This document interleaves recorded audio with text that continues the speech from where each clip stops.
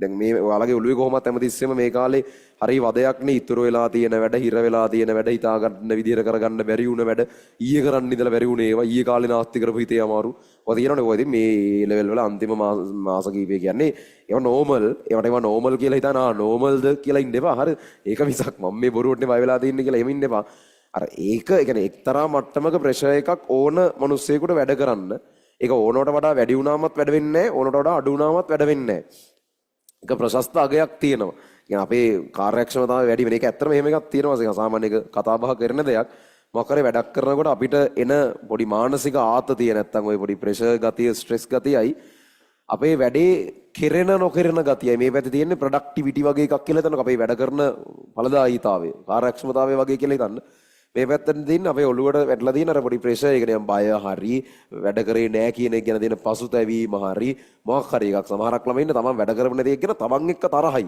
ඒකත් මේකටම ඇතුළත් ඒ ඔක්කොම මං කියන්නේ මේක සාමාන්‍ය මෙන්න මේ වගේ කර්ව් එකක් තමයි දරන්නේ ඒ කියන්නේ ඕන කර්ව් එකක් වගේ තමයි මේක ඒ කියන්නේ අර එක්තරා මැද මට්ටමක් තියෙනවා ප්‍රෙෂර් එකේ හොඳම අර ඔප්ටිමම් තැනක් ඒ කියන්නේ ප්‍රශස්තාගයක් තියෙනවා ඒ තැන තමයි අපි උපරිම කාර්යක්ෂමතාවයකින් වැඩ කරන්නේ තොරකෝ ඊට වඩා අඩු වුණාමත් සමහරක් ළමයි ඉන්නවනේ තාමත් එහෙම විභාග සම්බන්ධ විශේෂ බයක් සකම් මොකක්වත් එහෙම දැනෙන්නේ නැහැ. ඒ උටමත් අවුල්. මොකද මට මේ දැනෙන්නේ නැත්තේ බයක් වගේ එහෙම ළමයි ඉන්නවනේ. ඉතින් ඒකෙත් හානියක් තියෙනවා ළමයි බයක් නොදැනීම කියන එකත් ඔයා වැඩ කරන එක පල්ලෙහා තියලා තියන්නේ. හැබැයි අනිත් පැත්තට එක්තරා ලෙවල් එකකට වඩා බය වීමත් විභාගෙට ඒකත් ඕනකට වඩා ඕගොල්ලන්ගේ කාර්යක්ෂමතාව අඩු කරන එකයි කරන්නේ. ඒ නිසා ප්‍රෙෂර් එක කියන්නේ නරක දෙයක් නෙමෙයි. ස්ට්‍රෙස් එක කියන්නේ මේ වෙලාවේ වැඩ කරනකොට මොකද්ද මන් දන්නේ ඔළුවේ තියෙන බර කියන්නේ නරක දෙයක් නෙමෙයි. ඒක තමයි ඔයාලව වැඩ කරවන දේ. හැබැයි ඒක ඔයාලා දැන කොහොම හරි කන්ට්‍රෝල් කරගන්න ඕනේ. ඒකෙන් ඔයාලට තේරෙනවා ඒක නිසා වැඩ වෙන්නේ නැහැ කියලා. ඒතකොට පොඩ්ඩක් තේරෙනවා නෑ මේ මට්ටමට ඉතල වැඩක් නෑ. මෙහෙම කරොත් මට කොහොමත් මේක කරගන්න වෙන්නේ නැහැ. අර ඒතකොට පොඩ්ඩක් ඔයා කල්පනා කරලා කලබල වෙලා කොහොමත් මේක කරන්න බෑ. හරියට මේ වෙලාවේ කරන්න පුළුවන් උපරිමයේ කරන්න ඕන මට්ටමට විතරයි මම බය වෙන්නේ. ඊට වඩා බය වෙලා වැඩ අවුල් කරගත්තොත් කොහොමත් තියෙන ටිකක් නැති වෙන එක නෙවෙන්නේ.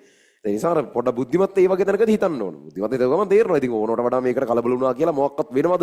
ඒ කියන්නේ බය වෙලා අඬලා කෑ ගහලා ඒ කියන්නේ මේ කලබල වෙලා එහෙම වුණාම රිසල්ට්ස් වැඩි වෙනවා. ඒක අයියෙන් ගැඩුවොත් ලොකු රිසල්ට් එකක් අරන් දෙන. එහෙම වෙන්නේ නැහැ නේ. හරි.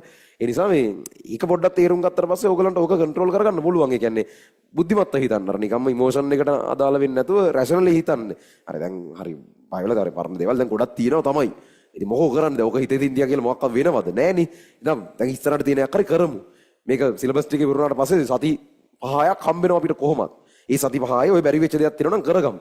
දැනට මේ වෙලාවේ තියෙන ඒවා ආ ඉතුරු වෙන්නේ නැති වෙන විදිහට මේ බයෙන් ඒකෙන් වැඩක් ගමු. ওই විදිහට වාව පොඩ්ඩක් කන්ට්‍රෝල් කරන්න වෙනවා මේ කාලේ. මේ කාලේ තීරණාත්මකම පාර්ට් එක ඒක. මොකද එකපාර පේපර් වල ලකුණු අඩු වෙනවා. බය හිතෙනවා. ඒ කියන්නේ එන්නට වැඩ කරලා ගිහලා පේපර් එකේ තිබ්බටත් වඩා ලකුණු අඩු වෙලා.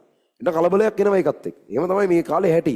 ඒක තමයි කාටවත් තියෙන චැලෙන්ජ් එක. ඒකට අනම්මනම් කියලා වැඩක් නැහැ. ඒ ගැන කම්ප්ලේන් කරලා වැඩක් නැහැ. ඒක තමයි හැටි ඉතින්. ඒක තමයි ලංකාවේ පළවෙනියත් මේ වෙලාවේ භුක්ති විඳින අත්දැකීම. ඒක තමයි මේ වෙනකන් ඉතිහාස මෙඩිසින් ඉංජිනේරින් කියපු හැම එකම භුක්ති විඳපු අත්දැකීම.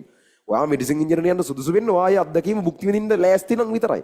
ඔයාට ඒක කාගෙන වැඩ කරන්න පුළුවන් නම් විතරයි ඔයා අර කියන ටිකක් විශේෂයි කියලා හිතන තැනකට යන්න පුළුවන් මිනිස්සෙක් වෙන්නේ. ඒ වාගෙන් බලාපොරොත්තු වෙන අර ඒ කියන ටිකක් හොඳ ක්වොලිෆිකේෂන් එකක් වාගෙන් බලාපොරොත්තු වෙන සුදුසුකම ඒක.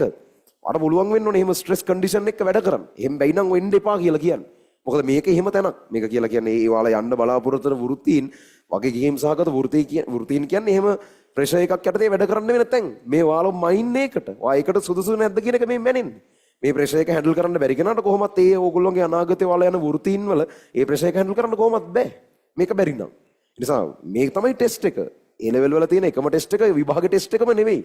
ඒ වෙනකන් අන්තිම ටිකේ වැඩ කරන එක ඊට වඩා ටෙස්ට් එකක් එක අතකට. මොකද ගොඩක් ඒවා මේ කාලේ තමයි එක්ක ඇති වෙන්නේ එක්ක නැති වෙන්නේ. එහෙම. හොඳට වැඩ කරන් ආපු ළමයි සමහරක් වෙලාවට මේ කාලේ අනවශ්‍ය විදිහට බය වෙලා තමන්ගේ වැඩේ අවුල් කරගන්නවා. මෙලෝ වැඩක් නොකර හිටපෙවුන් අර එකපාරපත් වෙලා උන්ගේ ජීවිතේ ඉතුරු සියලු දේවල් අතහැරලා උන් මේක විතරක් කරන්න අරන් උන් සමහරක් වෙලාවට මේක හරි පැත්තට හරවනවා. නිසා මේ තමයි මේ සියල්ල තීරණය වෙන තැන. මේ වෙලාවේ ඔළුවට බරයි. ඒ වැඩ නැහැ. ඔව් බරයි තමයි. ඒක තමයි වාගෙන් බලාපොරොත්තු වෙන දේ. වාට එක පුළුවන්ද කියලා බලන්න. වාට එක පුළුවන්ද කියන එක තමයි එතනින් මනින්න. ඒවා කොහොම හරි මේ චැලෙන්ජ් එක අභිබවා යා යුතුයි. මේ වෙනකන් ඉතිහාසයේ හැමදාම ඒක තමයි උන්නේ. ඒතර වාට විතරක් ලේසියක් වෙන්නේ නැහැ. අමාරුයි තමයි. ඉතින් ලේසි නම් හැමෝම මේක කරනවා. හරි. අමාරුවට තමයි මුණ දෙන්න ලෑස්ති නම් තමයි මොන තත්ත්වයකටද හිටියා වුණත් මං කියන්නේ. මෙලෝ වැඩන්න කරපු එකට උනත් කරන්න ලෑස්ති නම් ඕගොල්ලන්ට මේ කාලය ඇතුලේ ඔය ඉතාම හොඳ වෙනසක් කරගන්න පුළුවන්. එනිසා මේ සිටුේෂන් එක තේරුම් ගන්න හරි තැනින් බය තියාගන්න. බය හරි ගාණෙන් නතර කරගන්න. කලබලකාරීත්වය ඒ කියන්නේ ඔළුවේ තියෙන ප්‍රෙෂර් එක ගාණකින් නතර කරගන්න ඕන කොහොම හරි. ඒක පයින්න දෙන්න එපා. ඒක ඔයාලට කන්ට්‍රෝල් කරන්න පුළුවන් ඈ. අපිට පුළුවන් අපේ ඉමෝෂන්ස් 100%ක් නෙමෙයි මං කියන්නේ. යම් තාක් දුරකට පුළුවන් ඒක මේක අපේ වැඩේට බාධාවක් නොවන මට්ටමට පාලනය කරලා තියාගන්න පුළුවන් අපිට. ඉතින් බැරි නෑ. හරි.